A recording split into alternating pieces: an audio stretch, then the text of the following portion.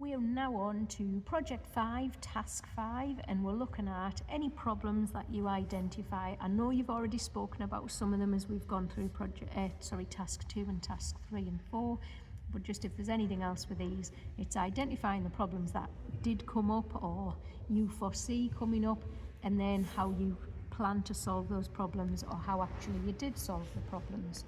So can you give just a few examples of problems that you either foresee coming, how you responded to them, whether you're proactive with that response, what the outcomes were, and then any problems that you came across as you were going through the project as well. Okay. One major problem I remember that kept happening was the level 3 piece kept having changes every time I'd come in for a new day. There'd be different scenes and it would require something completely different, and there wouldn't be a script ready, and I'd have to improvise it. That was one major problem. I solved that by initially just having everything ready, so whatever happened I could respond to it from up in the box. So when you say having everything ready, do you mean I had a bunch of different program? washers and cues ready just for whatever happened. Whether stage left would be lit up next or right, I'd be ready with it on different multifunction faders, just prepared for the scene. Okay, so you were demonstrating how proactive you could be for that. Yeah. Yeah, and was that successful?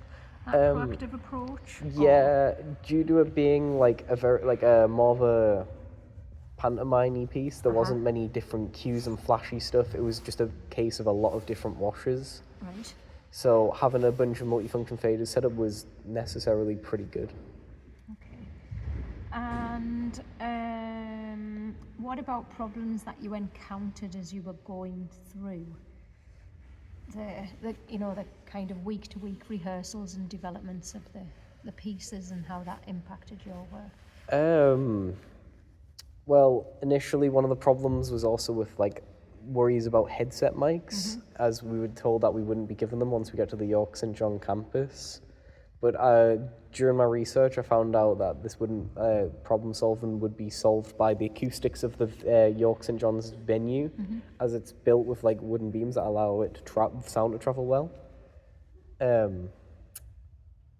I feel like, yeah, and necessarily I should look more into what a venue would consist of before I start. Yeah, definitely, because you need to know what is there, what the dimensions of the space are, Yeah.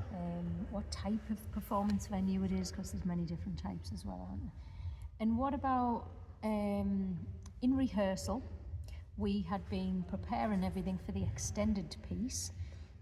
Talk me through like the layout of that piece, like a spatial layout of it, where things were placed in that piece. Plan for before we got to the venue. Before we got to the venue, the plan was for a piano to be on stage left, with a moving head light shone upon it, so that I could turn it on and off, allowing for the pianist to be seen and not seen when they need to come in and out.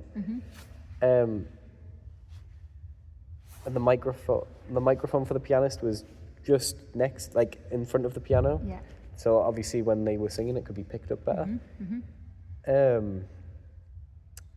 I believe, and the rest of the room was for dancers. Yep. And then there was another bit of audio, and for one of the performers.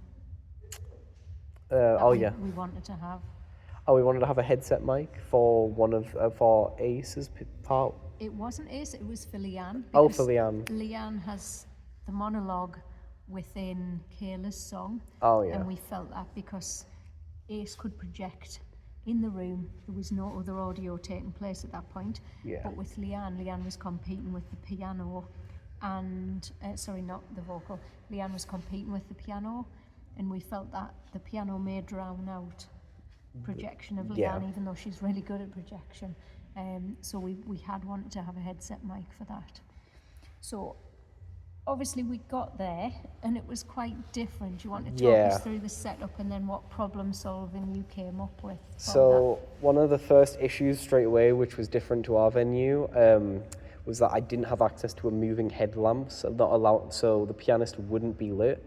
To combat the issue, we could have done a few things and had some base parkans shine at them, but I feel like that wouldn't be as effective, as it would just, the color would just drown out everything else. So my final idea was, I got one of the on-site technicians at the time to go up and move a Fresnel to be pointing Yeah. just above our pianist.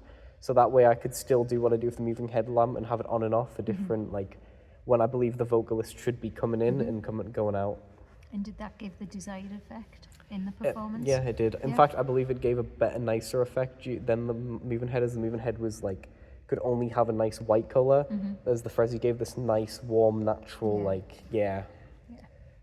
And other issues, because you've talked about the pianist. Obviously, we'd planned to have that pianist, the keyboard player, Yeah. shall we say, because that's what we were told. Sorry, we were told there'd be a piano on stage, And then on stage left, and then we got there. and it turned out that the piano had to be, the keyboard had to be left on stage right, center stage right as well, which completely changed our plans with spacing of the dancers. Yeah. So it ended up, you were changing your lighting plan, almost reversing your plan. So Yeah. stage left was becoming stage right and vice We had to versa. invert it. And then we were having to change the performance material as well, weren't we, to fit the space that we thought we had. Yeah, I mean, there was another issue with lighting in the space, was that their overhead park LED parkans have a nice effect for covering just half the stage, but theirs was so, the space that one of them covered was so much Yeah. that it ended up drowning out, like going over halfway. So essentially we couldn't have just stage left lit, it would be stage left and a little bit of stage right, meaning that the people would have to stay freeze framed and still could be clearly seen, which was a Yeah. major issue. Yeah. And that impacted the outcome of the piece, didn't it? Yeah. When we've reviewed it, so it would have been more beneficial for them to go off into the wings. Then However, when we've done it on our stage, the going off and on into the wings didn't looks look right. effective Yeah. now. Yeah. And there wasn't enough time to completely change, as No. the actors had all their cues set up for the lights, so I wasn't able to do anything other than Yeah. So I think there was miscommunication that had maybe been, we'd had one form of communication, but that hadn't been shared with the technicians. yeah. Therefore, the whole setup was different. But I think, how do you feel in terms of success? Do you feel it was still successful? Were there things that were and things that weren't? I believe that it still looked rather to a professional standard. It's like there were certain things that worked, other than like obviously the two issues with the different sides of the stage not being fully dark. As the keyboard problem was sorted with a Frezzy, even though it didn't look as professional on the side. Overall, I still think it was to a good professional standard. Okay.